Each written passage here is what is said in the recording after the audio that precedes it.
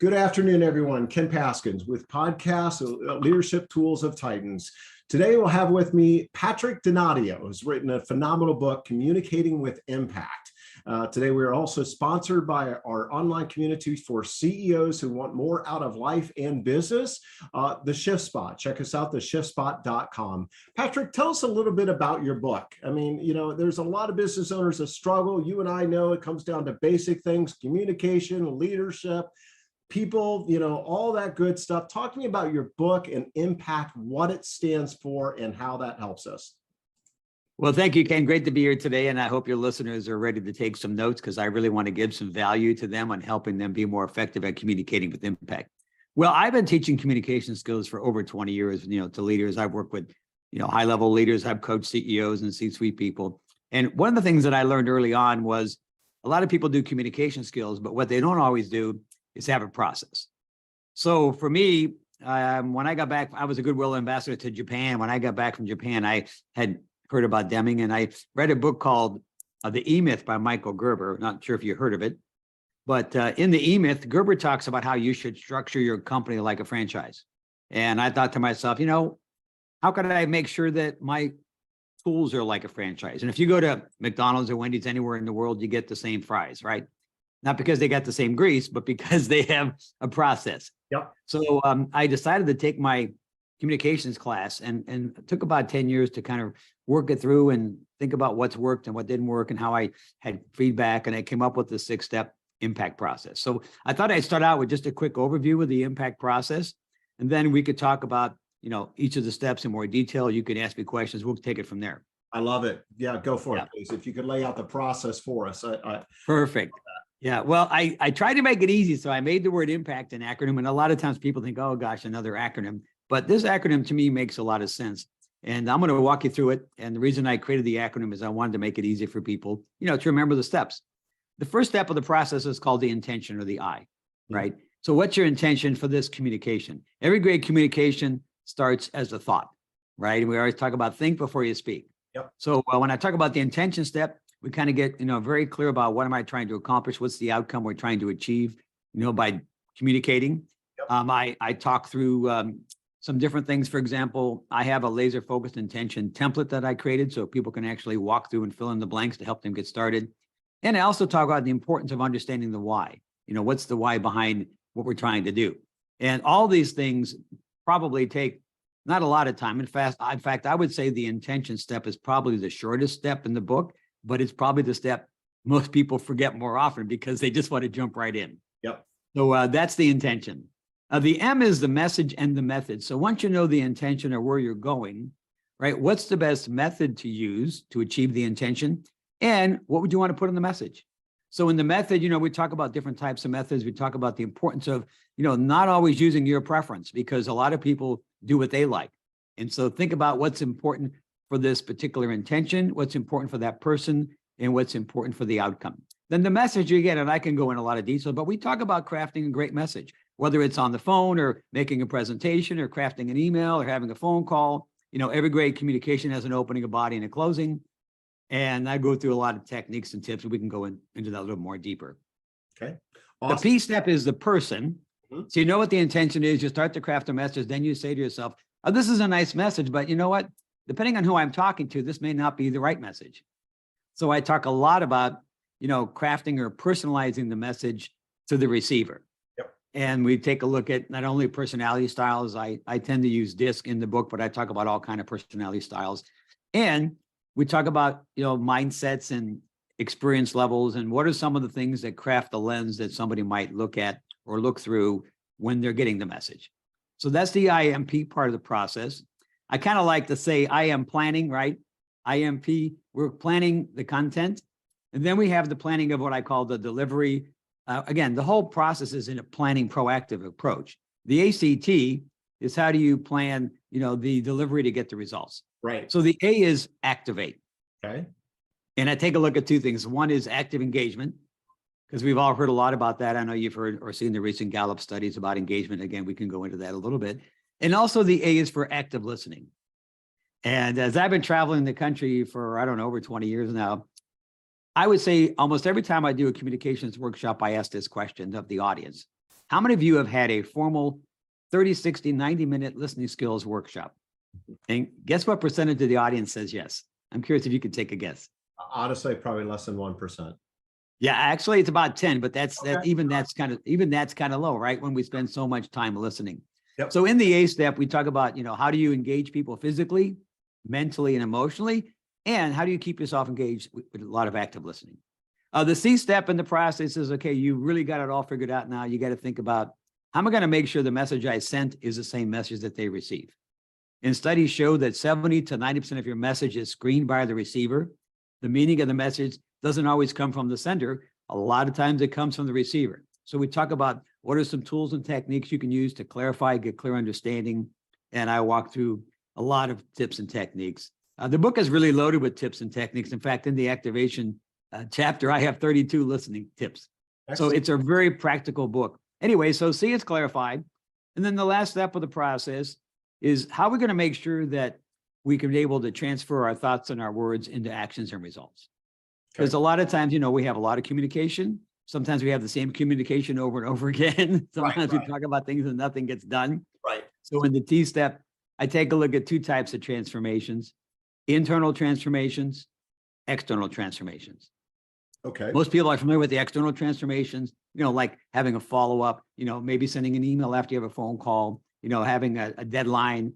But the internal transformation is an area that I think a lot of people don't spend time thinking about. And that has to do with what's the mindset of the receiver? What's going to get in the way of us moving forward? What's your mindset, right? And so there's a lot of internal transformations that have to happen sometimes in order to get the results we want. So in a very quick overview, that's the impact process. It's a very, I think, clear, concise approach of things that people should be doing or know that they should do, but don't always do. Okay, excellent, excellent. Sounds very comprehensive.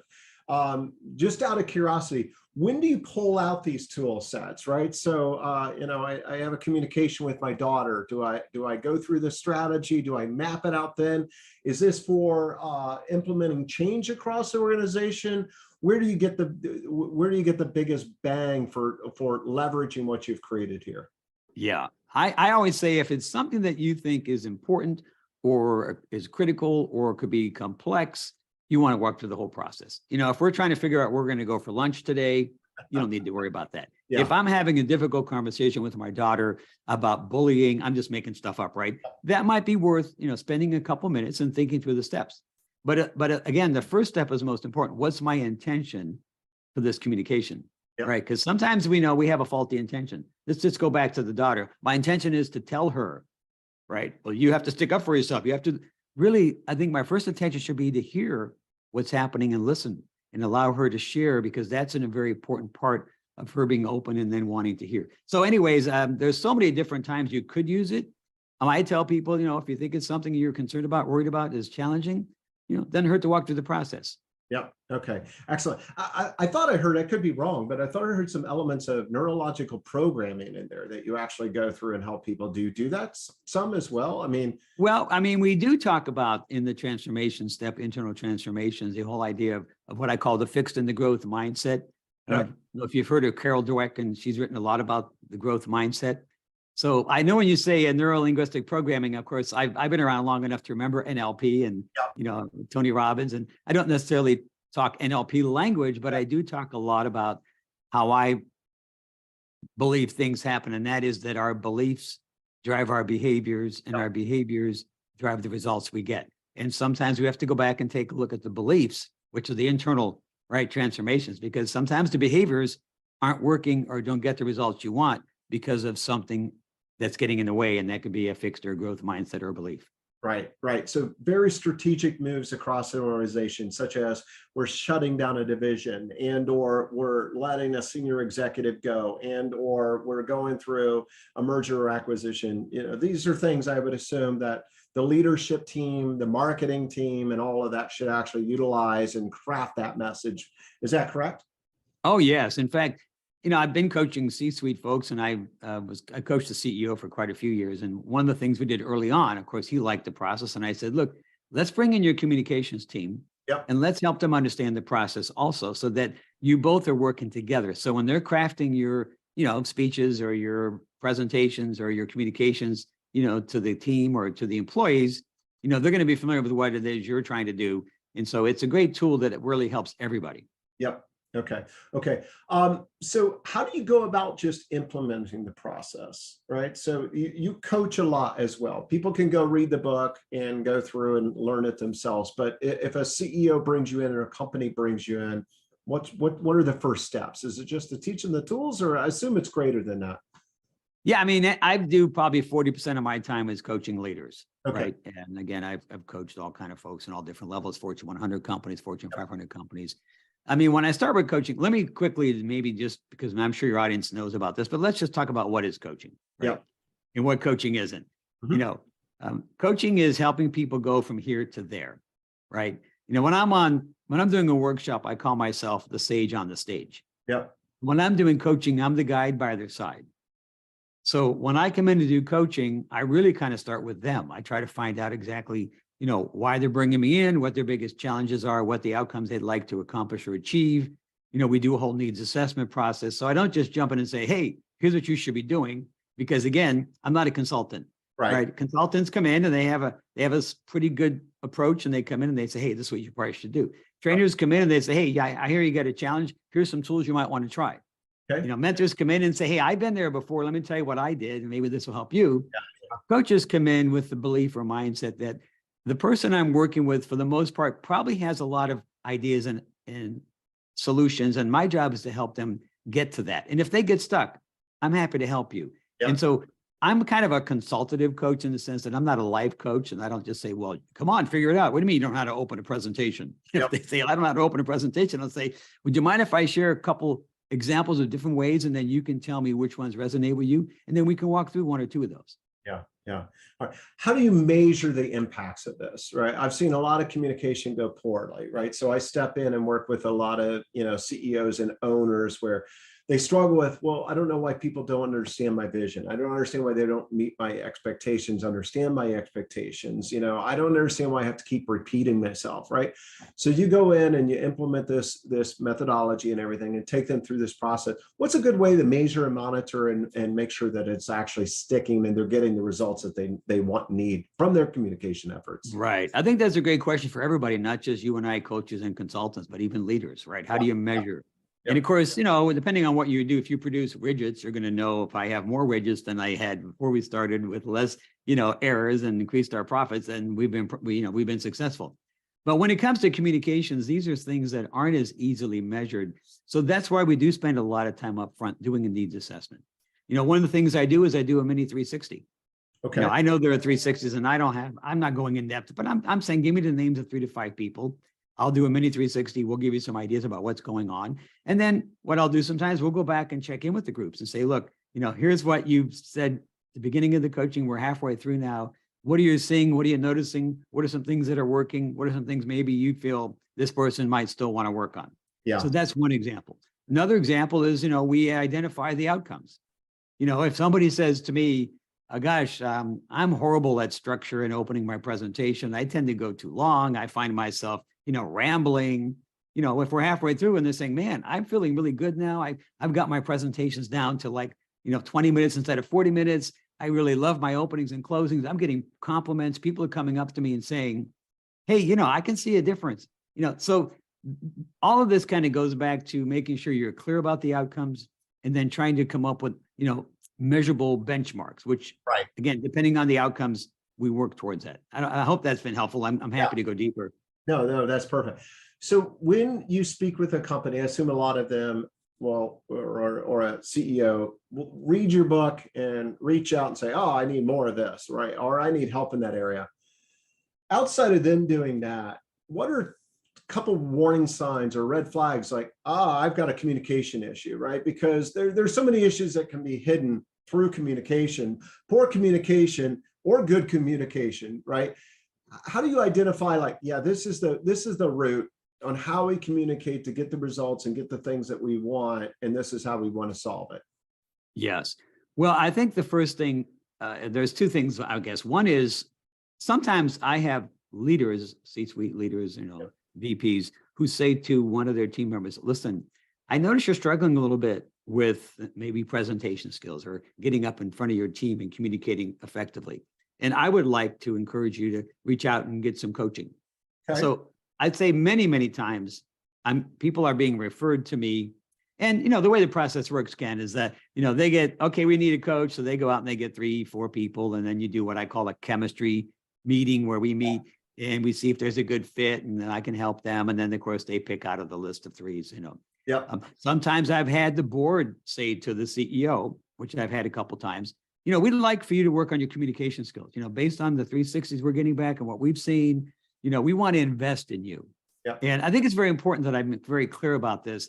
Coaching is an investment. I don't really work with people who are like, well, let's just try having a coach. And if this doesn't work, we're going to get rid of them. Yep. That's not really not a good investment. Yep. So most of the people that come to me are people who are already doing a good job and really want to get a little bit better. Yeah. So it could be a referral. It could be, if it's mandated, I have to have the conversation and say, well, I think you can mandate that, but I will share with you, unless this person is interested in wanting to freely come into the coaching, we're probably not going to have the results you're looking for. Yeah. Well, I think it goes without saying. I mean, quite honestly, I think all people can improve their communication. I don't care how great you are. You look at, our political leaders, our business leaders, communication is something that can be refined. I'm curious on your thoughts of written versus verbal communication and how to implement impact with that. If there is a difference, I believe that there probably isn't, but I know a lot of times I will see communication come across in writing and I'll read it and I'm like, ooh, this may be interpreted this way, or it may be interpreted this way. And unfortunately, a lot of times it's interpreted the poor way. And, sort back and go, these sort of communications always should be done in verbally, right? Pick up the phone and talk to somebody. But I'm curious in your thoughts on that, Patrick. Yeah, well, first of all, let's talk about written. There are 3 parts to every message, right? Your words, your voice, and your nonverbal communication. Obviously, in written communication, it's your words. Yeah. Right. So written communication is something I call linear communication. There's no feedback. So whenever you're communicating linearly, whether it's a text, an email, even a billboard, whatever it is in writing, there's a lot of opportunity for misinterpretation because there's no way for them to ask for clarification. Yep. Now, I'm not saying we should never, have written communication. I just think it's important to figure out you got to use the right tool. And one of the things I talk about in the M chapter, when we take a look at the different messages, is I talk about your method preference. And people tend to go to the method they prefer. So just for fun, Ken, what would be your preferred method of communication when you think about what tool do you like to use most often or you feel most comfortable with? When you talk about a tool, I'd say email. Okay. Yeah. And I find that is so true. And of course, now we're seeing more texting, which is a kind of a different form of email. But here's the thing. That's a nice tool because you like it and it could work. But what if your receiver is a really busy person and doesn't read their emails? Yeah. Yeah. What if your person just doesn't even has their assistant read their emails? Yeah. Well, maybe you might be better off, leaving a voicemail and say, listen. So I always say, hey, don't get hooked into using your preference because we tend to do that. I like emails, therefore I'll use an email. And, there's an old saying, maybe you heard this years ago when I've been around a long time. If the only tool you have is a hammer, everything looks like a nail. Right. Right. So there's a variety of tools out there. Right. I tell you though, when it comes to interpersonal issues or challenges, I always tell all my clients, you want to get off email as soon as possible because there's so much miscommunication, there's so much misunderstanding that you want to try to get to a video call or a phone call if possible. And so you can use email, right? If I know, for example, I give you I have adult children and, I learned early on, don't send emails because they don't respond. Yep. And my daughter said, Dad, what are you sending me? That's a work thing. You don't send an email. Oh, okay, fine. So I try leaving a voicemail. Sometimes I can't even get into, the box is full. So I know with my kids, I have to start with a text, Yep. And they're my kids. I love to have a phone call, right? Yeah. So, but I know that my preference is phone calls. I prefer interpersonal, but I use the right tool to get the process going. Right. So that's kind of a little bit of rule of thumb. If, for example, you're having a phone call, it doesn't hurt to have a follow-up email with a little summary to say, hey, great talking with you today. Just wanted to make sure we're on the same page. This is kind of what I heard, blah, blah, blah. Yeah, you can use these in combination, but I think you do want to really consider what's the intention, what's the outcome, what's the best method to really get this accomplished. And it could be multiple methods, but Yeah. don't just assume that your method is the best method because that's the one we like the best. Yeah, that's fair. How much of the onus is on the, this might sound like a silly question, but how much of the onus is on the person giving the message versus the receiver, right? We have to have some flexibility, but Yeah. how much of it is on me to understand, wow, Patrick likes email, so I must know that, must communicate with Patrick in email versus picking up the phone. What are your thoughts there? Right. Well, I pretty much tell all my clients, listen, do you know the preference of your team? That's Do you it. know who prefers an email, who prefers a phone call? No, I don't. Oh, yes, I do. Excellent. If you don't, I said, you might want to just check that out because it might be helpful. And you might want to maybe share your preference. Yeah, yeah, You know, if you're the CEO and maybe say to your executive team, hey, listen, as we're moving forward, I just like you to know that if you're going to send me a text, I'm probably not going to get it, you know, because I don't check text during the day. The best way to reach me is through an email. My assistant will get back to you, you know, whatever. But I think communication, right? So we're talking about communication. So it's so important to just communicate yeah. about preferences and needs, and it doesn't hurt to ask. Yeah, yeah. So remote working, COVID, and everything, the world has changed quite a bit. I mean, fortunately or unfortunately for me, I've got decades of working remote, so COVID was no change to me, right? But how have you seen that affect like the active receiver there? And then just out of curiosity, also, if you could add in, do you adapt or change or do anything differently based upon generations as well with impact and the way you utilize impact?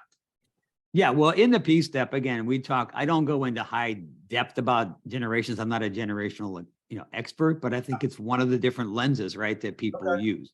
Okay. So like you, Ken, I had been doing, you know, WebEx and Zoom calls, not all the time, but I wasn't like I had no idea what was going on. Yeah. And when COVID hit in March, you know, for the most part, I really hadn't done a lot of virtual seminars. I'd done a handful, but come March, everything went virtual. Right. So I had clients that had no idea what they were doing. So Yeah. I had to kind of coach them, look, we can't do 8 hours. You know, we got to tighten this up. We have to do now, maybe we got to do a little pre-work, you know, to get people to come prepared because we're cutting the amount of time. You know, we don't want to just, you know, have a talking head. You know, it might be helpful to come up with some ways to engage people. Yep. So in fact, right after COVID, about a month or two into that, I created and wrote an article on LinkedIn, if people wanted it still up there, on how to engage your team virtually, because so many people had no idea how to do that. Yeah. And I even rewrote a program I used to teach years ago on meetings management to how to run an effective virtual meeting. So I've tried to help pivot and help my clients pivot with that because there are different skill sets.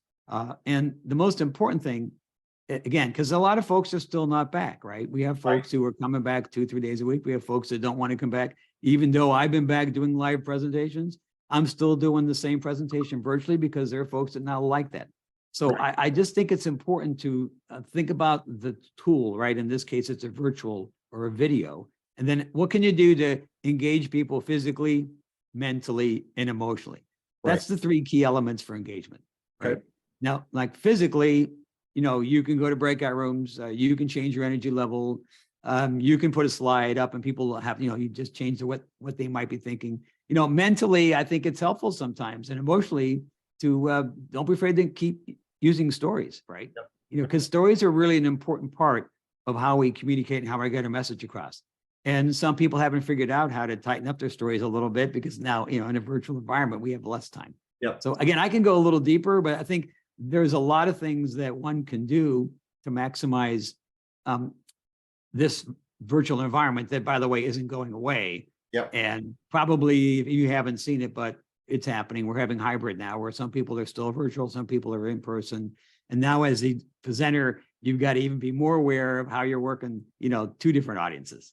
Yeah. Yeah. And it's a great differentiator for how you recruit and retain and who wants to come work for you as well. So we need to figure out how to work with these remote folks that are driven in that way or slated that way. So you mentioned DISC earlier. Yes.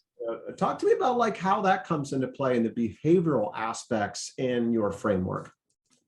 Yes. And, you know, there are a lot of assessments out there, and I'm not saying DISC is the best assessment, but it's the one that I like to use because it focuses on behaviors and it focuses on communication. Okay. So what I usually do if I have a new client and they haven't done a DISC, I say, would you mind if we do a DISC profile? It's going to take you probably 20 minutes. And when you're going to answer 24 questions, it's going to spit out a 22-page report. And in reality, the report's probably more for me than you, because I get to know you in a very short period of time. I know it's not 100% accurate. So once I do the report, I send it to the coachee and I say, look, just walk through this and put a check mark by things you think are true, scratch out things you don't think are true, and help me get a little better, clear understanding of who you are. But by knowing that person, and for people who may be listening that don't understand DISC, DISC is not something new. Hippocrates in 400 BC, began categorizing people into 4 categories. Now, unfortunately, he used body fluids, which I'm glad we're not using body fluids anymore. But the point is, you have your introverts, you have your extroverts, you have your analyticals, you have your relationals. Yeah. Now, we're way more complex than that. But if I had to just go in blindly or maybe be 40% accurate, I'd rather be 40% accurate and have some starting point. Yeah. So A, we do a DISC on everybody. B, I try to get them to fine tune it. C, it's very helpful for me. And then D, sometimes they actually learn something about themselves that they hadn't been aware of. Okay. And the first step to change is awareness, Ken. And if someone's not aware of something, they can't change it. Yeah. Yeah. So that's really it. You're helping them just understand how they may be received, come across, or whatever. So for example, I'm a high D followed by C. So that probably okay. Something about me, right? Yeah. So, all right.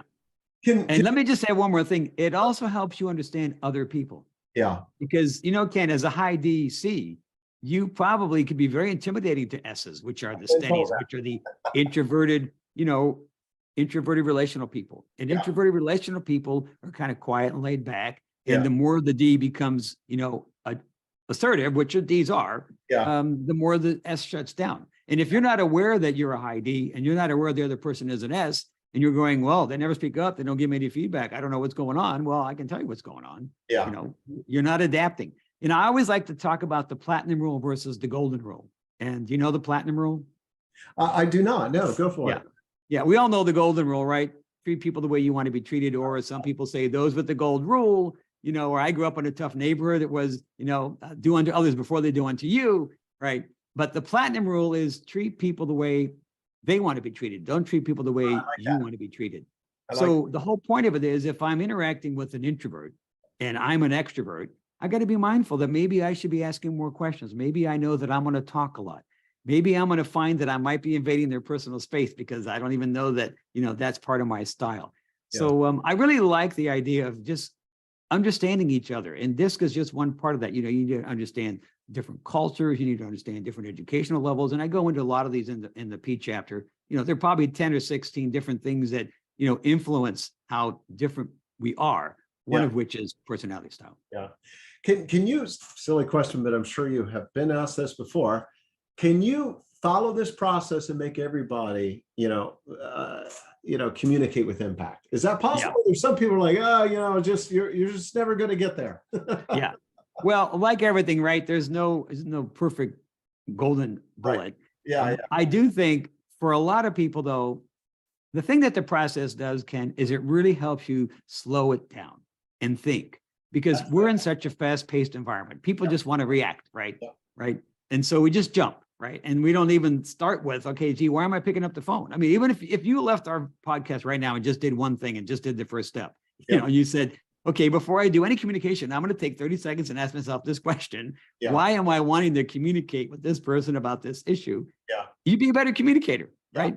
Yeah. So I tell people, like, here are the 6 steps. You don't have to do them in the exact order. You don't have to do all of them, but at least be aware of them, because 1 or 2 of these are always in play whenever you're interacting with somebody. Yeah. Yeah. And let's face it, poor communication can cause wars, divorces, and destroy businesses, right? So, understanding these tools and assets is absolutely critical. So how long does it take one, read the books? Let's say I want to do it myself, or read the book and I work on this and I follow your process. How long until I start seeing results, do you think?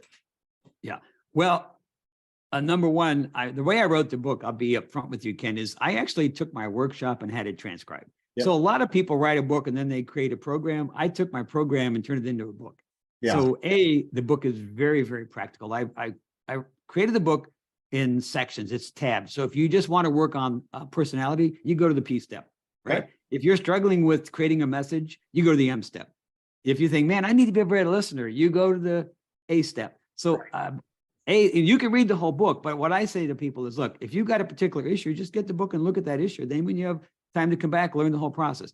The process is very helpful because really communication is complex. And as you said, right, I mean, first of all, we spend about 80% of our waking day in some form of communications.